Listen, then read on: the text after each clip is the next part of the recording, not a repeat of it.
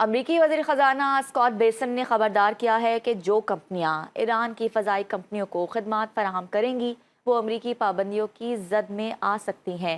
انہوں نے کہا کہ دنیا بھر کی حکومتوں کو اپنے دائرۂ اختیار میں موجود کمپنیوں کو ایران کے طیاروں کو سہولیات دینے سے روکنے کے لیے اقدامات کرنے چاہیے، جن میں ایندھن، خوراک، لینڈنگ فیس اور مرمت جیسے خدمات شامل ہیں۔ اسکاٹ بیسن نے اپنے ایکس بیان میں یہ بھی دعویٰ کیا کہ ایران کی تیل کی صنعت شدید دباؤ کا شکار ہے اور مستقبل میں پیٹرول کی قلت پیدا ہو سکتی ہے۔ ان کے مطابق امریکی اقدامات کے باعث ایران کی آئل انڈسٹری مشکلات کا شکار ہے اور تیل نکالنے کا عمل متاثر ہو رہا ہے۔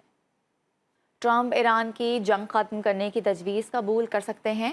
سابق امریکی عہدیدار ہنری ایس ینشر کے مطابق ٹرمپ انتظامیہ عالمی معیشت پر بڑھتے دباؤ کو کم کرنے کے لیے ایران کی پیشکش پر غور کر رہے ہیں۔ ان کا کہنا ہے کہ ٹرمپ اور ان کی سیکیورٹی ٹیم اس تجویز کا جائزہ لے رہی ہے، جبکہ آبنائے ہرمز کی بحالی کو ترجیح دی جا رہی ہے۔ انہوں نے مزید کہا کہ ٹرمپ ایران کی جنگ ختم کرنے کی تجویز قبول کر سکتے ہیں۔ جوہری معاملہ حل کرنا مشکل ہوگا، تاہم آبنائے ہرمز کے مسئلے پر پیش رفت آسان ہو سکتی ہے۔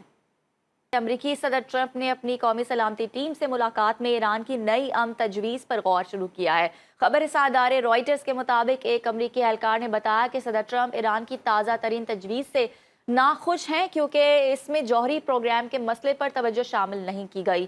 وائٹ ہاؤس کی ترجمان کیرولین لیوٹ نے پریس بریفنگ میں یہ کہا کہ ایرانی تجویز میں آبنائے ہرمز دوبارہ کھولنے کی پیشکش بھی شامل ہے، تاہم صدر ٹرمپ کی ریڈ لائنز واضح ہیں۔ ان کے مطابق امریکہ کوئی ایسا معاہدہ قبول نہیں کرے گا جس میں ایران کو ایٹمی ہتھیار بنانے کی اجازت دی جائے۔ اقوام متحدہ کی سلامتی کونسل کے اجلاس میں ایران نے خلیجی سیکیورٹی سے متعلق اپنا اہم موقف پیش کر دیا۔ ایران کے سفیر امیر سعید روانی نے کہا ہے کہ خلیج فارس میں پائیدار امن اسی وقت ممکن ہے جب ایران کے خلاف جارحیت کا مکمل خاتمہ ہو سکے۔ انہوں نے زور دیا کہ مستقبل میں حملوں کے نہ ہونے کے قابل اعتماد ضمانت ضروری ہے۔ اجلاس بحرین کی درخواست پر بلایا گیا، جہاں کئی ممالک نے آبنائے ہرمز میں ایران کے کردار پر تنقید کی۔ ایرانی سفیر نے امریکہ پر سنگین الزامات عائد کرتے ہوئے کہا کہ امریکہ تجارتی جہازوں کو نشانہ بنا رہا ہے، عملے کو ہراساں کر رہا ہے، جہازوں کی ضبطگی قزاقی اور دہشت گردی کے مترادف ہے۔ انہوں نے شکوہ کیا کہ کئی ممالک نے صرف ایران کو تنقید کا نشانہ بنایا، امریکہ کا ذکر نہیں کیا گیا۔ ایرانی سفیر کا کہنا تھا کہ عالمی برادری کو ان اقدامات پر بھی توجہ دینی چاہیے تاکہ بین الاقوامی بحری راستوں کی سلامتی کو یقینی بنایا جا سکے۔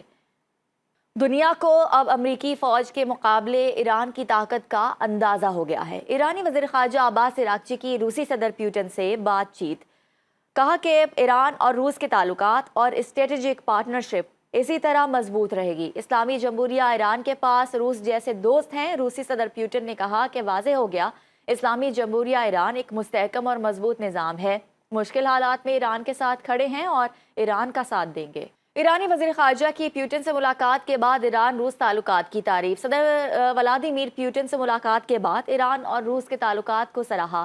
ایکس پر بیان میں کہا کہ خطے میں بڑی تبدیلیوں کے دوران روس کے ساتھ اعلیٰ سطح پر بات چیت خوش آئند ہے۔ حالیہ واقعات نے دونوں ممالک کی اسٹریٹجی شراکت داری کی مضبوطی کو واضح کیا ہے۔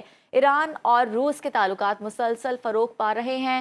ہم اس یکجہتی کے شکر گزار ہیں اور سفارتکاری کے لیے روس کی حمایت کا خیر مقدم کرتے ہیں۔